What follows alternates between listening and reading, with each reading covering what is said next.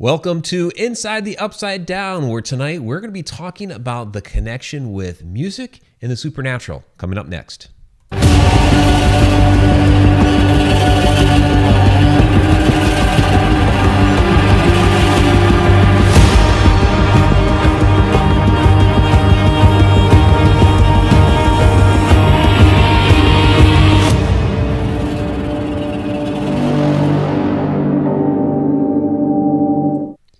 All right, welcome to Inside the Upside Down. I'm author and ghost historian Mike Ricksecker. With me, as always, is Shana Wankel, our chat Shananigator from the edge of the rabbit hole. And tonight we're going to be talking about music and the supernatural. And of course, since we're talking music, got to point out the great music intro by Rio Urasato from Firesphere. Her stuff is epic. Yeah. Epically epic. I love it. It really is. It really is. And if you want to hear that full bit, that full piece, we actually play it on the podcast. The podcast gets uploaded here within the next day or two after the fact, and you'll hear that whole thing at the end of it, I guess, is when that goes. So, or also you could go to the Firesphere page, music page, and find her on there because she posts links of like all of her music and stuff like that. Okay, cool. And it's all great. Yeah, so there you go. Free plug for Firesphere, who do have some really, really cool music. So, Yes. So we're gonna get into music, how that really connects with supernatural culture, the way culture views music, how it's been used throughout the ages. Yes, I'm wearing Motley Crue for the dirt. I got to give them a free plug too. So if you haven't seen it yet on Netflix, do so. Book is definitely better, but the movie's fun. Yeah, there's a good cover of Livewire in there too. Yeah. It's got that creepy kind of. It's haunting cool and vibe. chilling. Yeah. Megan Kabir. Yeah. Best cover. Yeah, It's it was a really awesome. good cover. Better than some of the other covers. So, all right. Nightmares. So people are commenting that Frank was a great guest on Edge of the Rabbit Hole. Yeah, we had a really good time with him earlier this evening. So a lot of fun. Good-natured guy. So Tom's already thrown up some keyboards down there in the chat. Yeah, so music and the supernatural. It's a topic that... It's a green No, thing. don't stop. What It's is not. that? It has nothing to do with anything. Okay. Don't worry about it. Okay. I was like, there was something green on me. What If is it? if there was a concern, I would have taken care of it. It's nothing. Don't worry about it. So so music and the supernatural. It's something I've wanted to talk about for a while, and this one is like really up Shauna's alley since she went to school for music. But I read an article years ago. I tried to find it, tried to dig it up. Of course, a lot of people talk about music and resonance and things like that for healing, and we'll get into some of that. But it was an interesting article where they were talking about how different music resonates with different people, and it's kind of goes into why we all kind of relate to or have a favorite type of music or what have you. Because when a piece of music really hits with us, that they were actually able to see like this blue glow come over people. And I forget what they were in. Like I said, I wanted to find the article because I could forget what they were using to measure and detect this and all that. But when people really resonated with a piece of music, this happened to them. And you, having studied music, and I know you know what I'm talking about here. Yeah, music definitely can move you and change your entire energy levels, your energy period just on its own. It can inspire emotions. Music is universal and it affects everybody on different levels, but everyone has a song that moves them for some reason or other, that changes their energy, that changes how they're feeling, everybody has a song. I have a few songs, but yeah, and there's some music that can basically just essentially zap you back to like a certain place and time, and all of a sudden it's like you were just there. Yeah. What is that? Clairsentient? They call that? It's one of the Claires. I think so. Okay. I think so. Somebody down in there will chat will know. Throw it in there. Which one of the Claires is it? I think it's Claire Sentience. I think so. So, but yeah, I mean, it's one of those. Music is almost like food for the soul. You know, it really captures people, and different music captures people in different ways. But it's something that has always been a part of human culture. And we go back to, and there's Trucker David Y with a $2 super chat. Thank you, David. It says, Evanescence, Amy Lee gets me all the time. There you go. Yeah. That's a great one. Yeah, she does. Yeah, we're just She's listening amazing. to some Amy Lee earlier. So, yeah, but throughout history, you go all the way back into the ancient days. You see a lot of these different, sites of power, and like Stonehenge, and people think that the Great Pyramids had been used for sound, and in fact, the King's Chamber and those chambers above it, they say that all of that was for vibration and resonance, which is really interesting. But like our friend Coyote Chris Sutton with his drums, his shamanic drumming, that was meant to put people into a trance-like state in order to be able to tap into that spirit energy. I've missed out on it so far. I haven't gotten to experience it yet, but if you come to the Paracon, Chris will be doing some drums. Yep. Yeah, last year he was drumming down in the very lower levels down there by the old mineral spring. So you're talking about, of course, the spring has since been filled in, but it's still, there's like this open pit into the earth. Mm-hmm. And he's doing that drumming down there. And so that's probably about as close as you're going to like really get. Yeah, I mean, you can definitely feel it. And there's some human energy, like just regular general, in general human spirit activity down there, but there's a lot of like really older energy too. And it's very active. Like, I mean, it really, spins around without really causing the vertigo, which you would expect. But like I say, it's a lot older energy. It's a lot stronger, but at the same time, at least for me, it's very calm. It has a very calming effect. So being down there with him doing the drumming would probably be a pretty... Yeah, that would be pretty wild. I hope to get down there with him this year, since we missed it last year. Yeah. Because he was only able to do it for a couple of sessions, and he had to go, and that was before his surgery and everything. So Tom McNicholas saying music is like time traveling. Yes, very much so. Greg Rankin and I used to get huge energy from Hendrix's Voodoo Child. One of my bootlegs really got to me. Cool. Carrie Parrish, if music be the food of love, play on. Yeah, music. I mean, it's therapy for a lot of people. I mean, if you're just not feeling it, rather than turning to something that's dangerous or damaging to you, give music a shot. Listen to something that, would maybe transport you back to happier times. Think of when you were happy. What were you listening to back then? They have music therapy degrees out there. There's doctors out there using music as therapy. There's a reason for that. Nature responds to music. Spirits respond to music. You can use it as a trigger object. Music is just, the world would be a horrible place without music in it.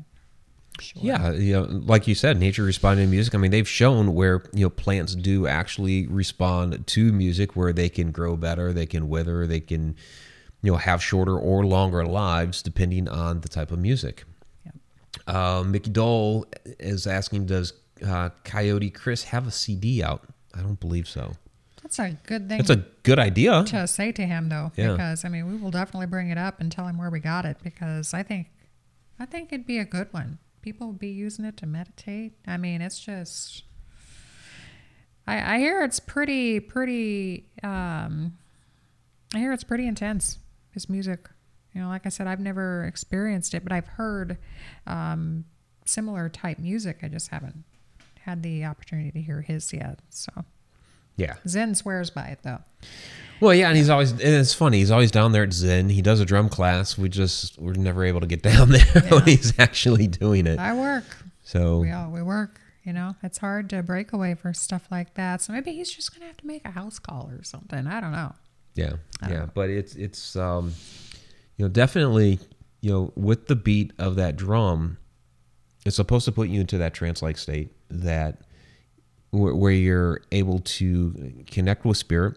People have used it in the past to be able to do, like meditations and things like that. So, it's one of those where I would love to go back into, put me in a time machine, put me in a place around like Stonehenge or some of those other locations where those things happened, to be able to experience that and how these people were able to, because you're talking multiple things now where, you have the drumming, you have the music, you have the energy in there from the ley lines and all that where, imagine the stuff they were tapping into.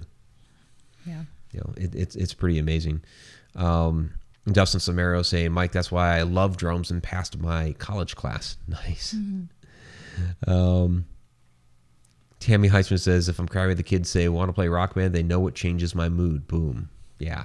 There's something, there's always music that, if you're down, that could bring you up. There's other music that if you're down can continue to bring you down. Right. There's stuff like that, sad love songs if you're heartbroken. Rap music. I'm sorry. Well, and I'll be the first to admit, and I have no idea what my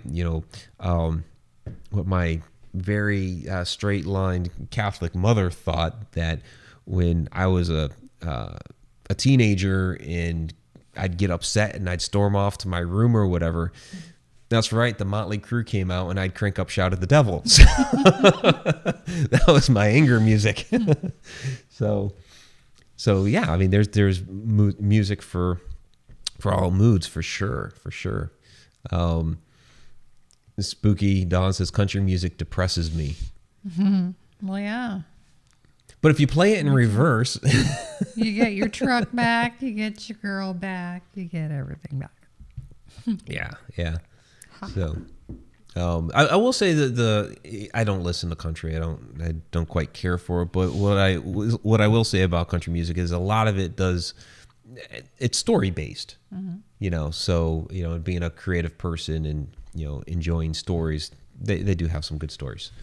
I would say Queensryche with Operation Mindcrime is a lot bigger, more extensive story. But that's just concept me. Album. So concept albums are good. Yeah. Bree Jones is saying I did the same with Guns N' Roses and Metallica. Yep, there you go. I think everybody has, a piece of music or a type of music or a band or what have you that whatever emotion they're feeling at the time, that's their go-to, and that's what they end up associating with. And to me, it's interesting how that music can feed into emotions, or you also have like, and maybe this is it, because you like to go and experience live music, but you don't like to listen to a recording of live music. And I'm wondering if that's because when you go and you watch it live, you're able to feel the energy of the entire venue. And you can't do that in that recording. Yeah, it's a mixture of that, and it's also it doesn't sound the same. A recording of a live, show. It just doesn't sound the same. Like it takes some of it out, but the energy is a big part of it. There's a lot of energy, especially like at rock shows and stuff like that. Depends on the kind of rock music it is. If you're at an 80s metal concert, there's some happy people there. Yeah. I like it. Well, but that's our scene. So, Donna Gordon says, if it touches us So whilst alive, why not after we cross? Who says it doesn't after we cross? Because music used as trigger objects. Whenever we would go on the boat on the Goldenrod, we would play ragtime music sometimes, and you could definitely feel the energy lift a little bit in there. In the cafe, we would play like big band swing music in there sometimes, just randomly, and it felt like the place was hopping in there. Well, so you remember, we have it on video where I was playing. It was actually Epica, but it was like a real slow. It was a slow ballad. It was piano music and the girl singing, which is why it's muted for that particular video. We have a Goldenrod investigation video where this happens, and I mute the music because of the copyright. But during that, I'm sitting there, I'm trying to dance with Annie, because she had blown my ear the first time I was there. But this is where you see that. We don't usually, we're very, very picky about orbs, but you see this illuminated ball of light just float down through the screen, off screen to where Shana was standing, because Shana wasn't in the scene at the time. It was on me. And then all of a sudden, boom. Moment. What's that? I didn't want to intrude on the moment. Right. I didn't So want you her were to be all like, girl, back off, Right. Annie's like, this is my moment. Back off, girl. I didn't want that to happen. So. Right. No. I get that. But while that was happening, that thing came at you, and then all of a sudden you were upset and walked off to the side and you were crying. Yeah, but it wasn't me. That was sad. I was fine. And I've heard that song before. And when you played it after, I was fine. I just think, maybe that song, it would have affected somebody who was coming over to tell me about it. That had to have been what it was. I certainly didn't see what came over on camera in real time. I did not see it. There was just a split second right before it happened where I was like, hey, whoa, and then just all of a sudden, I'm so sad. But, I was fine. It wasn't something personal that was going on with me. It was definitely me picking up on somebody else. So some different comments down here in the chat. So the Haglin says, my hubby's a drummer and son plays guitar. Very cool. Musical family. Paranormal Buzz Radio says, I've had great experiences using live music, or using music, not live music, but using music as a trigger object. Yeah, for sure. Some shout outs to White Zombie down there. Bree Jones says, oh, Shana, Colin James played big band swing the other night in the theater. It was so awesome. This is interesting. B3 Aerospace have a Wurlitzer organ in the house, and cello, harp, and keyboards. Wow. Yeah. That's quite a collection. I'd like to, throw the Wurlitzer out there and some of the, like, if the Goldenrod was still around, that would be fantastic. But, like in Frederick, Maryland, the Weinberg Center, had, the Wurlitzer there. And so I would imagine playing that, because it's haunted as well. That would stir something up for sure. Let's see, what else did I miss? There were some Deftones mentioned in there. Yeah, I love those guys. Yeah. So it's funny. Everybody's throwing out their favorite bands right now. But another thing that I find interesting, in associated with music and sound, and we're talking about resonance, vibration, all of that. There's a lot of speculation, and I don't think it's unfounded, because they've been able to do it with small things in a lab situation, being able to move objects with sound, and they're able to do it in a lab setting. There's a lot of speculation that some of our big ancient megalithic structures, like the pyramids or Baalbek or what have you, have been, because there's almost no way to figure out how in the world they did it physically using Newtonian physics and all that. how they really did these things. Some people have speculated being able to use sound and vibration as a way to move these different things, which would be a technology that we've lost the time how to use that. And it kind of goes back to the pyramids, if that's a resonance chamber and things like that. I mean, I know it moves us emotionally, right? It can certainly move things physically. The military has been researching sonic weapons. You blast somebody enough with a sound wave, it's going to knock them backwards. I mean, hello, Marty McFly. Yeah. Oh, that's rock and roll. But I think I'm gonna throw in some J.R.R. Tolkien here. Middle Earth, right? Okay, I know it's fiction, but if you read his Silmarillion, which is basically the creation of Middle Earth and the history of the elves and all that stuff, his way that he had the god of that world create the world was through music. He did it through music. And we think back at the time that he was writing, very conservative time in history. It was very religious. Didn't really want to buck the church, sort of thing. So I kind of almost wonder if he was kind of throwing out some clues, to fictional setting. But here's my theory, or maybe he stumbled across some knowledge or what have you, and was letting us know, hey, music was part of the creation of the universe. I believe that. I can get on board with that. Donna Gorton, Middle Earth, Silmarillion lives, yes. Or Middle Earth lives, Silmarillion, yes. Yeah, here you go. You'll like this. Greg Rinkin. Tammy, last concert I went to with my dad had Firehouse in it. There you go. Yeah. We saw them a couple years ago. The last band I saw live. Mm-hmm. I don't get out much, but I was glad I got out for that one. I love Firehouse. I have been a fan of them for They still sound years. exactly the same, unlike some other bands. Yeah. They're always really good live. I've seen them probably about 3 times now, maybe live. They're good live, yeah. Yeah, and he still got it. CJ still got it,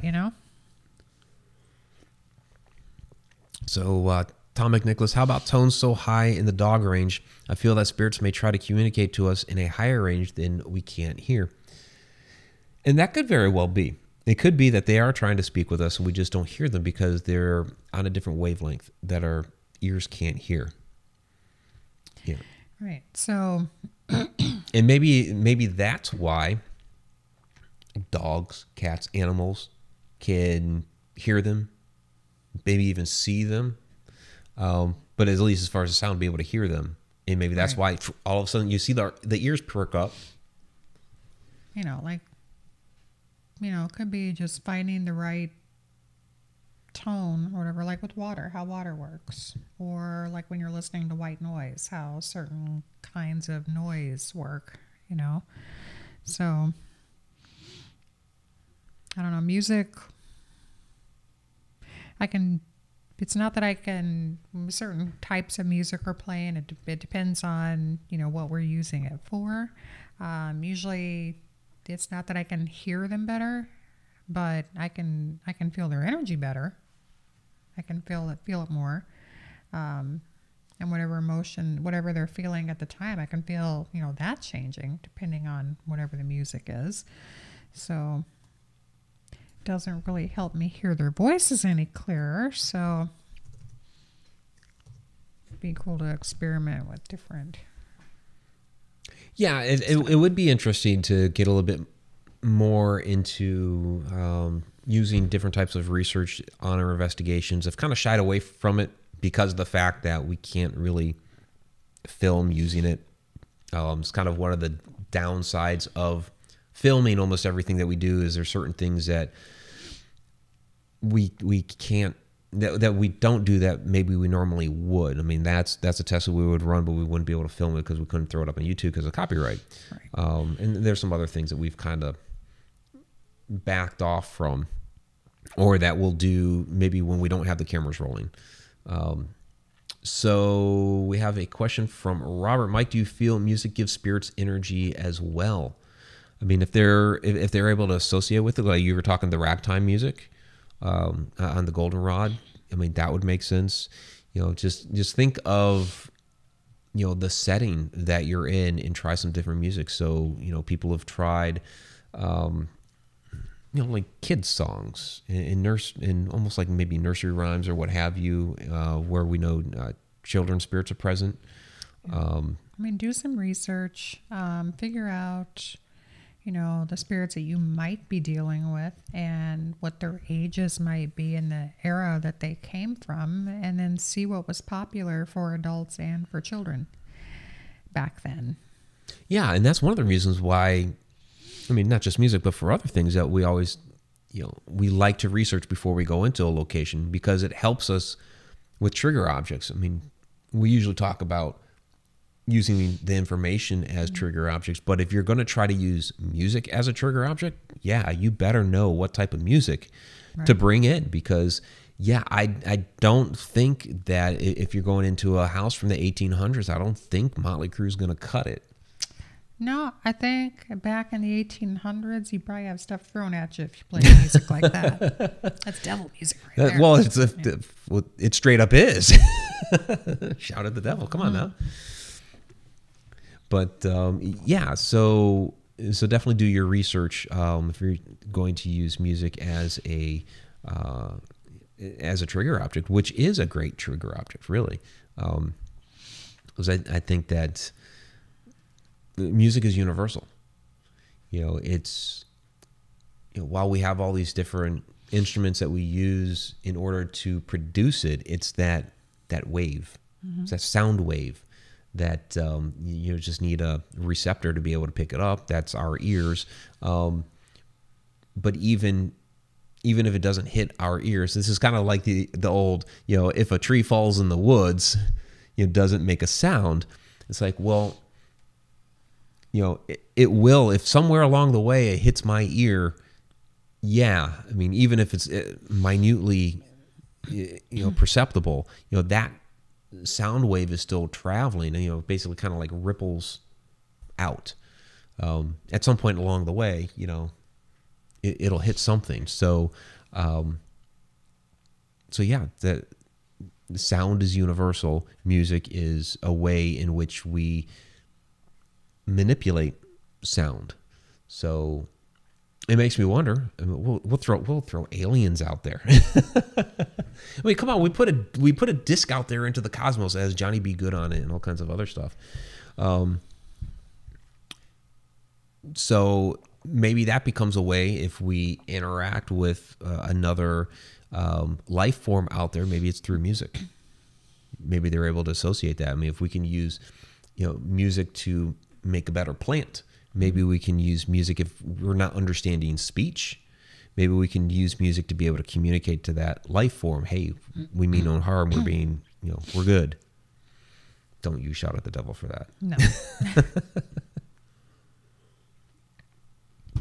So, all right, what do you guys have down in here? We've got Led Zeppelin and Dokken and all kinds of stuff throwing down there in the chat. Listen to Enigma Underground Radio. We got all kinds of that on there. You got all that stuff on there, yeah. Underground Media isn't just about ghosts and books, you know. It's not. It's we not. got some music too. So there, see, Robert saying makes sense about the trigger object part. Yeah. And Donna Gorton saying, I've seen investigations that have had an increase in activity for music. Absolutely. Absolutely. All right. So Carrie Parrish thrown down with some Elvis. First concert I ever went to when he was 8 years old. Elvis. Wow. That's awesome. So, all right. Greg Rinkin, I can only imagine big band music at Mineral Springs, like Dave said. Yeah, that's something that Dave brought up last week, was blasting the big band music up and down the hall, and they would get activity from that. I know he's talked before about Pearl, like what they think might be pearl coming down as like a glowing orb. He doesn't believe a whole lot in orbs, but that's one where they've actually seen coming down. You know, so I could see that big band music all of a sudden, like, hey, who's playing something down there, and going and checking that out. So I don't know if we could talk them into doing some of that when we're there. I mean, people they don't do it that so much anymore because people live there now. They have a few tenants. You might give them a heads up and be like, hey, about this time we're going to give you this heads up. Yeah. Bree Jones saying swing dance at Mineral Springs, and that might be a way to do it because they have had music shows in there before. They've had bands playing. I mean, shoot, we had John down in there. Yeah. You know, during the Paracon. So I could see maybe having somebody come in, set it up in the grand ballroom, you know, as like a dance, right? And see what type of interaction we're able to get, what type of activity we're able to get, you know, from just holding a dance. You know, not that I can dance swing, but I used to know how. Yeah. I took some dance lessons briefly for all different kinds of stuff. Nice. I never used it, but it was fun. Fun fact, I took a hip hop class once. Oh my God. Somewhere it's on Facebook somewhere on Facebook there is a video of me dancing at the little recital. I was in the back attempting stuff.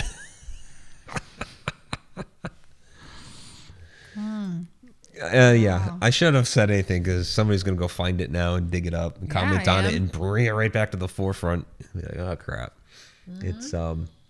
It's not as good as that Bohemian Rhapsody video.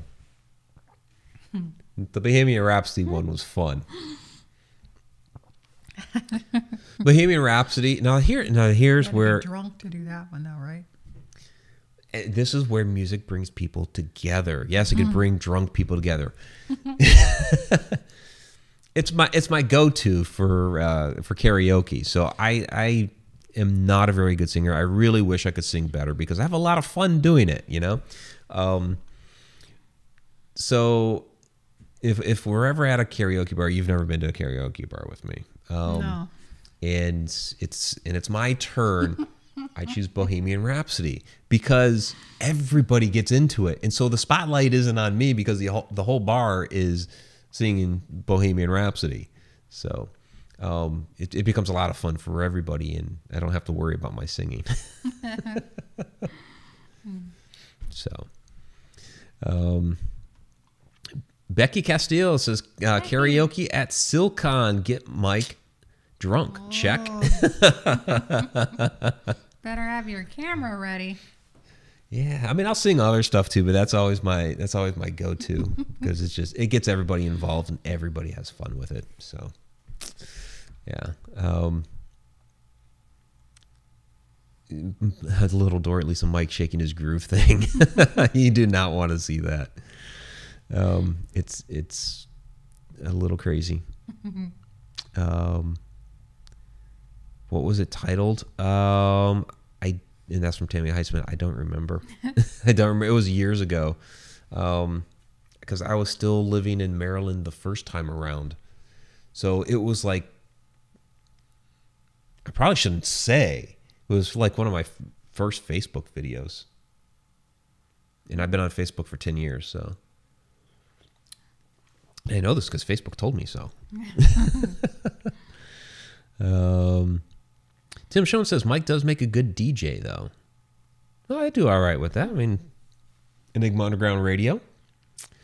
So and see that's another one right there. We could Enigma Underground Radio. We have the Friday Night Haunting Hour. You know, all that haunting, chilling music that kind of puts you in a certain mood.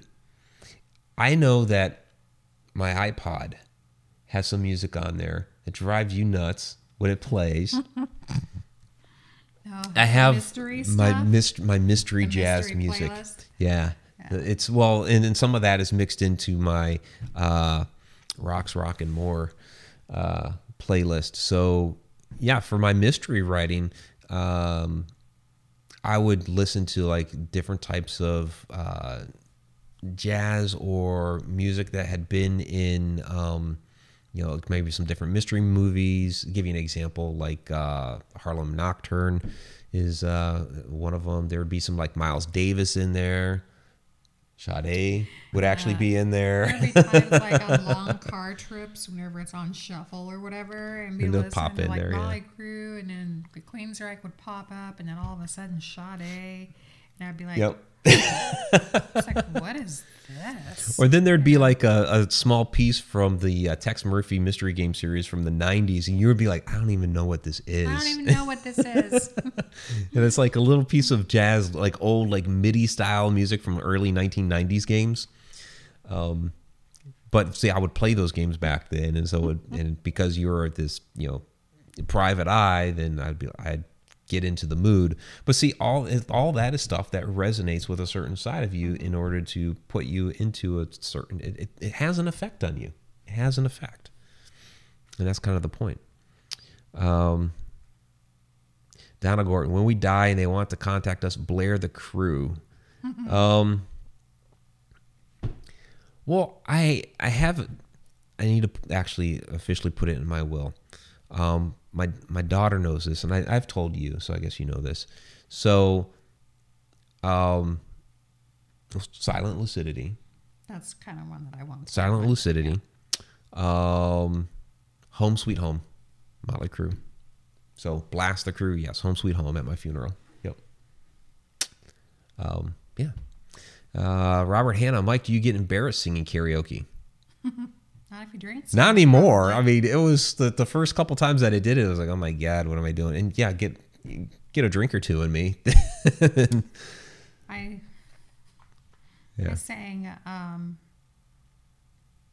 sang Karma Chameleon from a culture club. Oh my God. At a drag club once.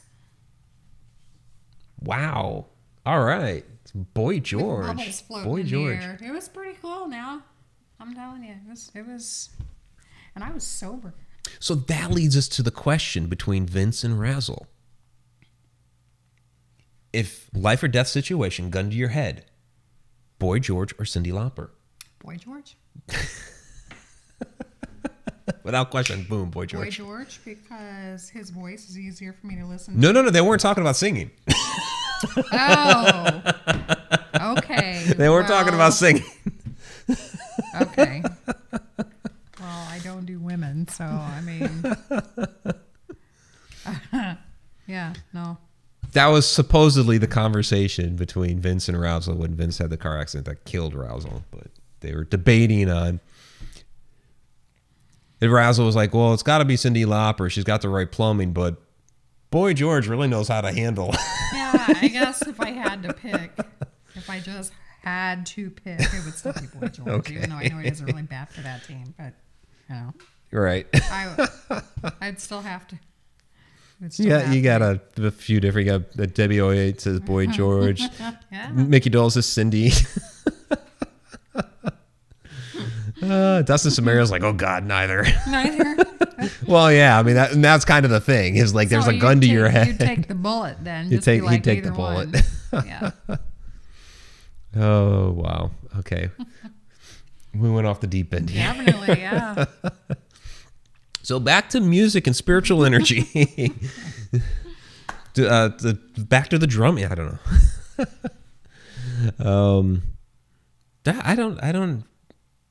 I don't know if we have too much more. We kind of hit on the different areas that I really wanted to, you know, because we got into, you know, how music resonates with you, the shamanic drumming.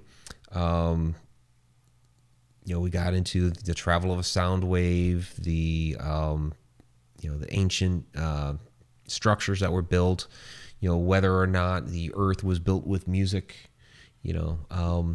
There's a lot of things that I wanted to hit on. So you guys can throw some questions down us in the chat, or we can wrap up early. Yeah, that's always an option. Yeah, Cheetos for us. Too many Cheetos for us. I don't eat Cheetos, but okay. Oh God! Now they're bringing out the Cyndi Lauper time after time. No. Girls just want to have fun. I don't like that song. I think it's just, until further notice, her voice is just annoying to me. I mean, I'm trying to think. There was one that I was okay with. I can't think of the name of it right now. But you're talking back in the 80s in any case. I like She Bop. She Bop. That's got kind of a cool little instrumental thing, but even then, I'm just not a fan of her voice at all. So, Was a little too high pitched and whiny. I don't like whiny voices. Yeah. Which is why you don't like Vince Neil. I'm sorry. I have like a handful of Motley Crue songs that I like, even though Vince is singing them. But his voice, I just can't listen to it for too long, and everything sounds the same. And I did like John Corabi, and I just liked him better. I'll say that was an underrated album. I mean, because of all the flack that they caught, because Vince was out, John Corabi was in, so it became a very underrated album. But it had a lot of good music on it. It was a different album for them, different feel, a lot grittier. Yeah, it's definitely sounded different with John at the lead vocals, and you had an extra guitar in there as well, yeah. So it added a lot more layers to it. It was a good album, but ultimately, the crew comes down to those four guys. Yep. Singing bowls. Do you think, as they say, can draw spirits in, and do you think that's because some of the tones can reach that higher tone we can't hear, but they can? What do you think? Yeah, I think the singing bowl, I think the tones, or as it travels out, it's putting energy in the air. Just by the way that the tone is being created, you're creating energy to make the tone. So, yeah, I think those are very, I've heard them one time. I would like to hear them a lot more. I would like to see them used a lot more because I really love the sound that they make. It's too bad you weren't able to make the last Paracon that up in Iowa, the Psychic and Paranormal Expo that Kelly McCarville put on up there, because there were I think a couple people walking around with them, and they were doing the singing bowls a lot. Yeah, like on the boat, Barbara, the boat historian, used to use bells. Oh, sure, bells. Yep. And yeah, she used those a lot whenever she was on there. Okay. Interesting. Yeah, I would think the bells, especially at some place like a boat, that bells have a significance. That would again, you're using it as a trigger object, as a musical instrument. Sure. I guess it all depends on what those spirits specifically resonate with. The singing bowls, the higher pitched. I mean, possibly.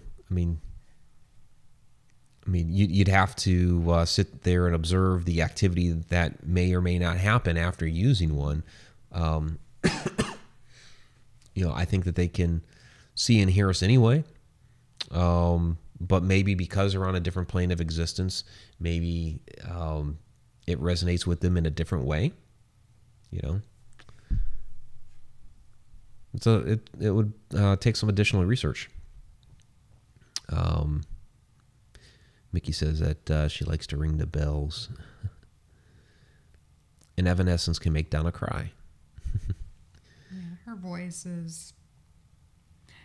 And it depends on what she's singing, but there's some songs out there that she sings that Amy Lee's voice is just really powerful. Yeah.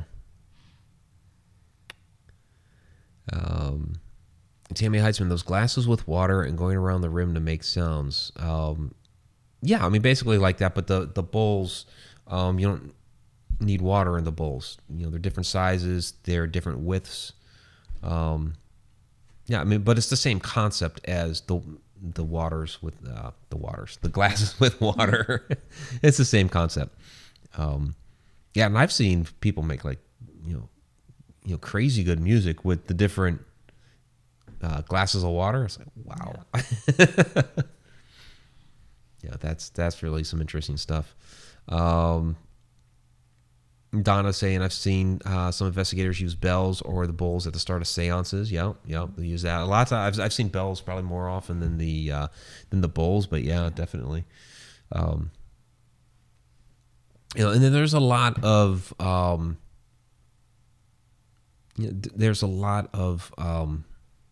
want to say, well, you have your religious rituals that use bells for certain things. There's a lot of different superstitions concerning bells.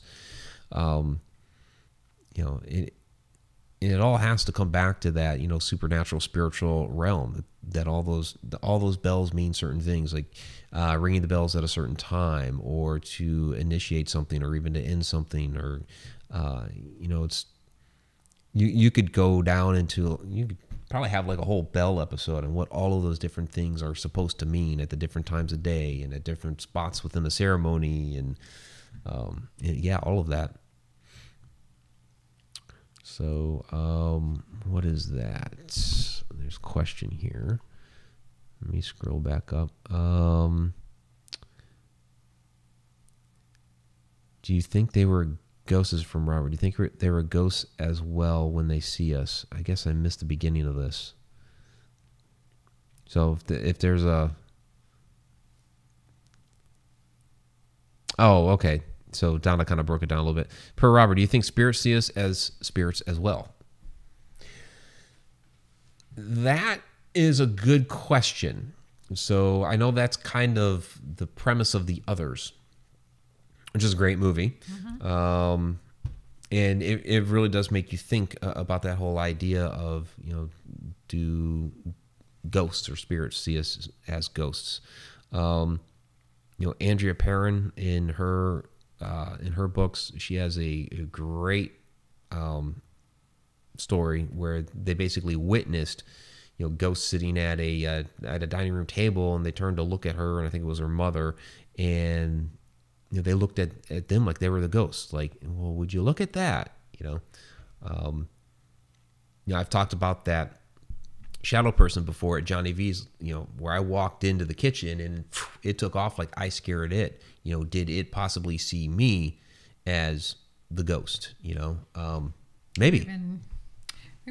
I've even asked, on investigations where I was talked to, it's like, when you see me, do you see, like the color of my skin? Do you see the color of the clothes I'm wearing?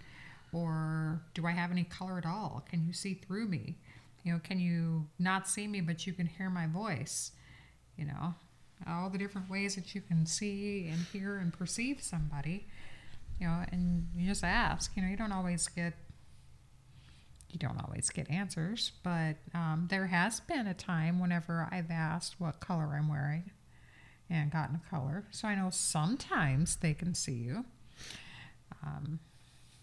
But I don't know if it's like that all the time, every time. I don't know if conditions have to be favorable, as sometimes I'll see, full-blown people in color. Sometimes they look just kind of like they're supposed to have some color, but they don't. Sometimes I see just, sometimes just shadows. So I don't know. I don't know what conditions have to be favorable for me to be able to see what I see, but I don't know. I don't know the rules at all. It just, whenever it happens, and it surprises me every single time. So, Carrie Parrish says bells actually soothe the spirits. I'm sure they're definitely soothing for some spirits. So let's see. Donna, the whole stacked time theory, all interrelated. Well, and it very well could be. I know I've talked about that before. I won't get deep into that here. We'll do a whole separate episode on that. But yeah, that, that theory, that possibly everything is happening concurrently at the same time. And when we see a ghost, when we see a spirit, from our time frame, and they're from another time frame that for some reason there is some sort of echo going on. There's some sort of overlap with those two specific periods of time at that location. So it's basically a type of space-time theory, which is interesting. Yeah. So WOA is making comments about crystals and tuning forks. And see, that's another thing where this plays, can play into using a tuning fork or using, because crystals, crystals have, they have electric properties, and like quartz. I mean, we use quartz in, a lot of electronic components. So they certainly resonate on different frequencies, much like, I mean, I actually have tried it before using a old quartz guitar tuner that I had, and using that on an investigation to see if we could get anything that maybe the spirits would resonate at a level that this guitar tuner could pick up on it. It made sense to me, that maybe some sort of sound, or maybe if it was trying to talk to us, they would be able to pick up on that. So, and I haven't heard too many people trying to use a guitar tuner on an investigation, but it was one of those, it was an analog device. It wasn't some sort of, one of the digital gizmos they have these days, or these days you can tune your guitar on your cell phone. No, this was an old school quartz based guitar tuner. Yeah, go old school sometimes. Keep it simple. That's confusing. Yeah. Becky Castillo saying, I usually have a quartz with me and dowsing rods. Very cool. So Donna Gordon says, your theory on the stack time theory makes sense to her on so many levels. Very cool. Well, I'm glad that one does. I've tried to explain that, and there's times where I try to explain to people, and their eyes glaze over, and I'm like, okay, I'm not doing a very good job. So one of these days, I'll delve a little bit more deep into that and make it a little more sense. Yeah. WO8 likes that one with the guitar tuner. Thinking outside the box. Yeah, it was different. I was just trying to experiment. And as a paranormal investigator, since this is so hard to prove anyways, you might as well try and do some different things. So, I don't know. I might have to dig that up. Oh, no, I threw that away years ago. Yeah. Yeah, I did get rid of that a while ago. So, unfortunately.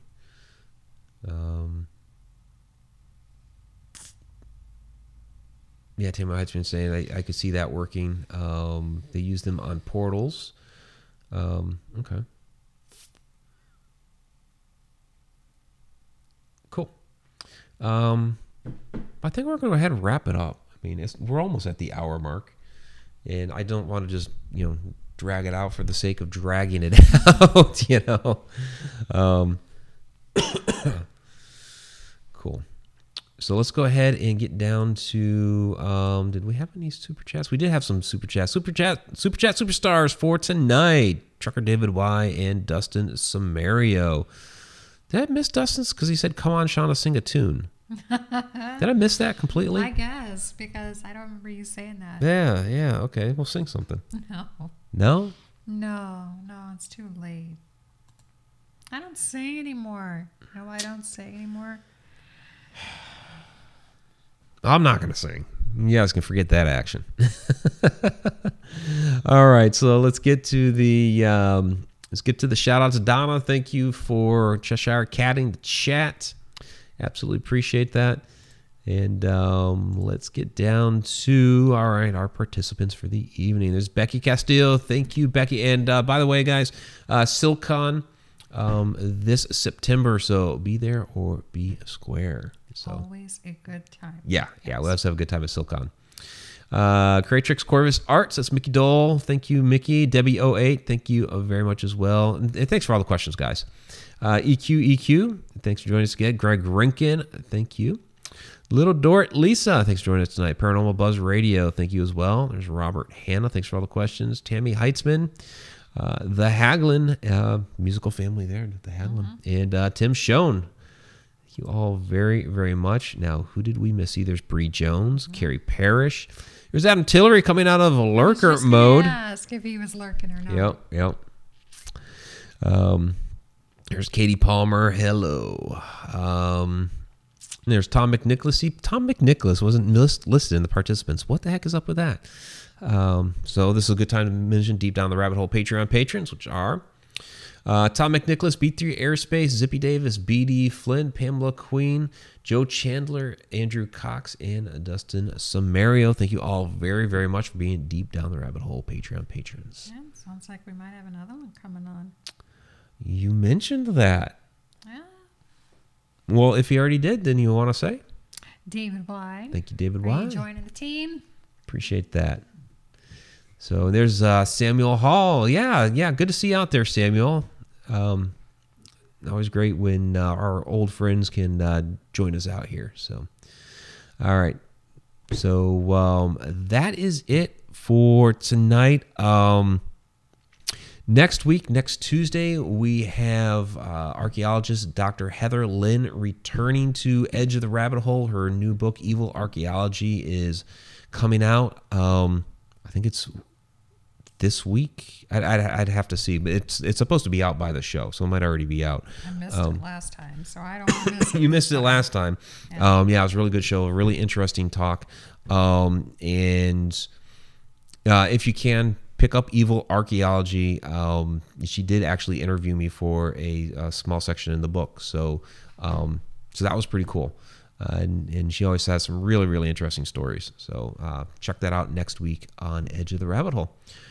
All right, guys, you have a great night. See you next time.